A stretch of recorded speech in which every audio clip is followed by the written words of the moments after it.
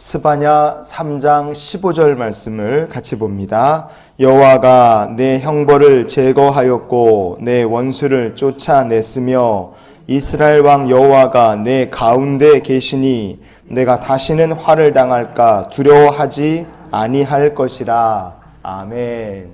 요즘 뉴스에서 재판이다, 탄핵이다 얘기들이 많으니까 나라가 어수선합니다.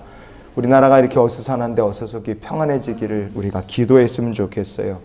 재판과 판결이 난무하는 시대를 우리가 살고 있기 때문에 하나님의 말씀, 특별히 바벨론의 포로로 끌려갔던 사건을 이스라엘 백성들이 하나님 앞에 재판받고 판결 떨어진 사건으로 한번 보면 우리를 향하신 하나님의 마음을 우리가 더 깊이 이해할 수 있다고 생각합니다. 스바냐서는 어떤 말씀이냐? 그 심판받기 바로 직전인 이스라엘 백성들에게 하나님께서 주신 마지막 은혜의 기회, 사죄의 기회, 갱생의 기회라고 우리가 보시면 됩니다. 스바냐서가 기록된 시대가 언제였느냐? 스바냐 1장 1절에 보시면요. 아몬의 아들 유다 왕 요시야의 시대에 그랬습니다. 스바냐서는요. 요시야 왕 때 기록된 말씀입니다. 요시야 왕, 요 시대에 하나님께서 부르신 또 한 명의 아주 중요한 선지자가 있습니다. 그 사람이 바로 예레미야 선지자예요. 같은 요시야 왕의 시대에 하나님께서 예레미야 선지자와 스바냐 선지자 두 사람을 함께 부르신 겁니다.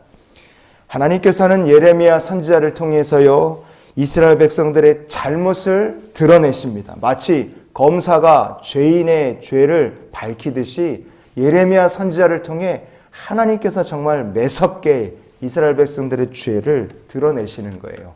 예레미야서 2장 13절 말씀을 같이 보시겠습니다.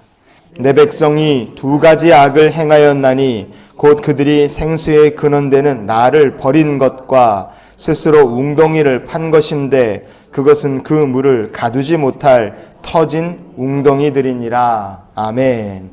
하나님께서 이스라엘 백성의 죄가 두 개다. 생수의 근원 되신 하나님 버린 것이고 니들이 스스로 터진 웅덩이를 팠다. 그러니까 하나님 버리고 이스라엘 백성들이 찾으려고 움켜쥐려고 했던 모든 시도는 다 헛된 일이었다는 것을 말씀하십니다.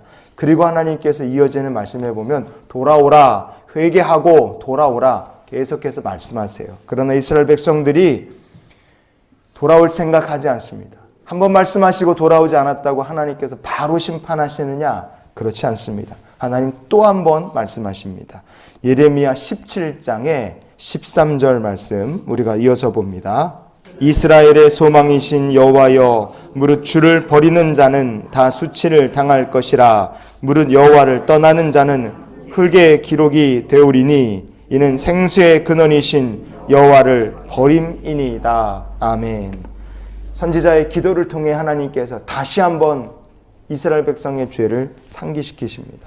너희들의 가장 큰 문제는 생수의 근원 되신 하나님을 버린 것이다. 돌아오라. 똑같은 내용을 하나님 다시 말씀하십니다. 하지만 이스라엘 백성들이 이번에도 하나님께 돌아갈 것을 거절해요.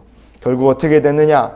하나님께로 돌아오라 두 번이나 말했지만 계속해서 거절했을 때 이 반성하지 않지 않습니까? 이스라엘 백성들에게 드디어 하나님의 유죄 판결이 떨어집니다. 하나님 무엇이라 말씀하시느냐? 예레미야 20장의 4절 말씀을 우리가 보시겠습니다.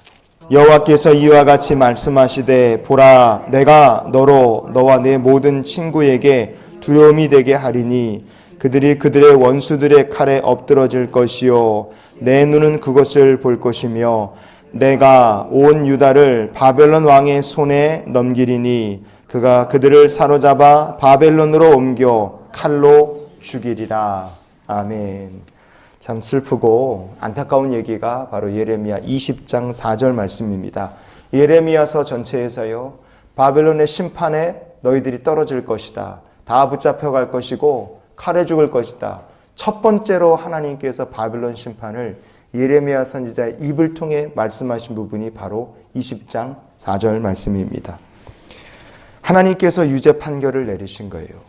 그러면 스바냐서는 뭐냐 이겁니다. 스바냐서 재판을 할 때 1심, 2심, 고등법원 가고 대법원에 항소도 하잖아요. 예레미야서는 하나님께서 20장에, 22장에, 25장에, 27장에 바빌론 심판받을 것을 계속 얘기합니다. 왜냐하면 하나님께 그렇게 말씀하실 수밖에 없는 게 이스라엘 백성들이 자기 죄를 뉘우치고 생수의 근원 되신 하나님께로 돌아올 생각을 아예 하지 않기 때문에 그래요.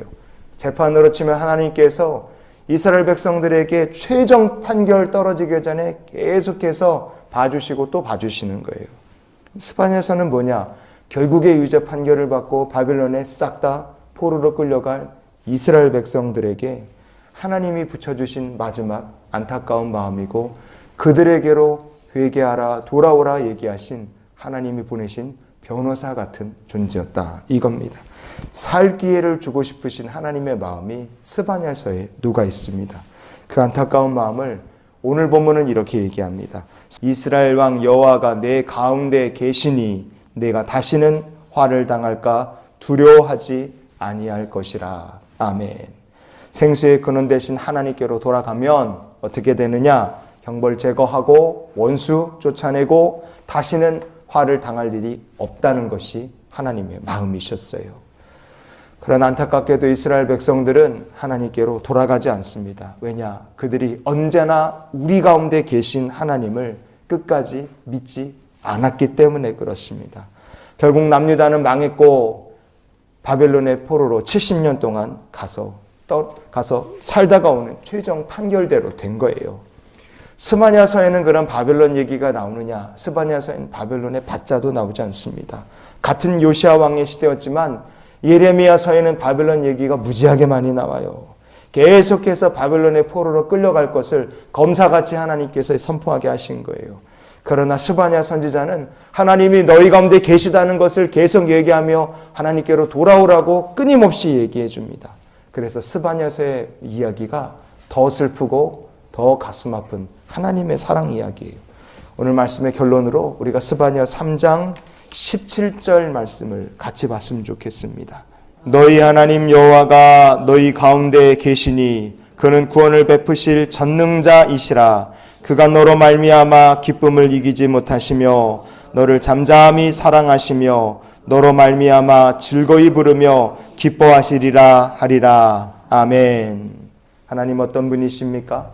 우리 가운데 지금도 계신 하나님이세요.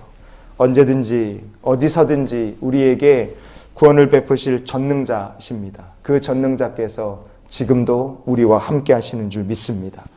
이스라엘 백성을 잠잠히 사랑하시고 즐거워하시고 기뻐하셨던 전능자께서 오늘도 우리와 함께 하시고 성도의 삶에 함께 하시고 이 대한민국에 함께 하시는 줄 믿습니다. 그래서 우리가 이런 기도로 오늘을 살았으면 좋겠어요. 우리 가운데 계신 여호와를 오늘도 사랑하고 섬기며 살게 하여 주시옵소서. 내가 여기 있다. 내게로 돌아오라. 가슴 아파하시며 자기 백성을 부르신 하나님의 마음이 스바냐서에 녹아 있습니다. 내 주는 살아계셔. 오늘도 우리 가운데 계시니 우리 함께 하시는 주님께 영광 돌리며 사는 주의 백성들이 되시기를 예수님 이름으로 축원을 드립니다.